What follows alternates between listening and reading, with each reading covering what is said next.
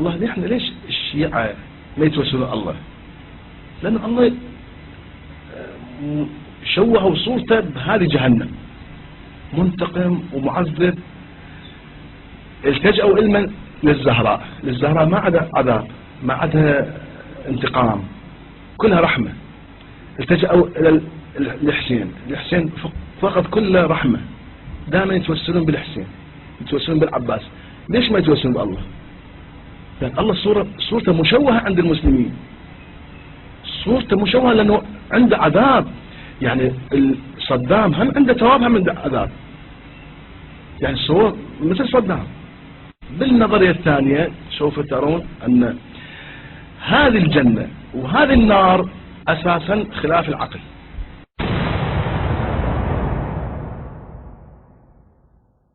والله أنتم تصوروا هذه الجنة الموجودة، يعني أنا أسميها حظيرة أغنام.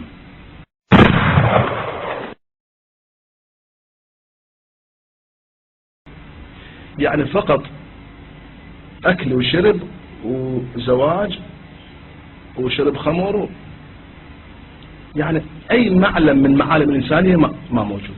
فالإيثار مثلا إبداع، شغل، أمومة. حتى الأم مسكينة هناك ما تقدر تولد، لأن الولادة بها وجع، وأنه الجنة ما بها وجع، بس ناكل ونشرب. شنو؟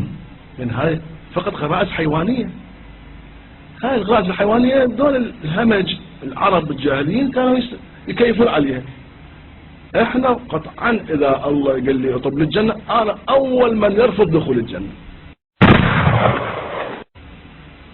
وبل أفضل دخول النار.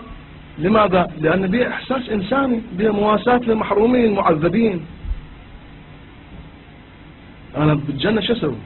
زين يوم يومين سنة سنتين خوي طبعا لما يشوفون حرير وسندس وكذا، حور عين للنساء ماكو. مسكين هذه المرأة الزوجة الصالحة تنتظر هذا زوجها، هو عنده 1000 حور عين، عود ايش وقت يوصل سراها؟ هي ما عدها، لازم تطرف 1,000,000 سنة، وكل مرة يجامعها بالرواية تقول 500 سنة. زين 500 سنة هو 1000 وحدة أقل شيء. زين وهاي خطية الزوجة، يعني واقعا لازم النسوان أول ما يعترضون على هيك جنة، ما يصير بس الرجال عنده.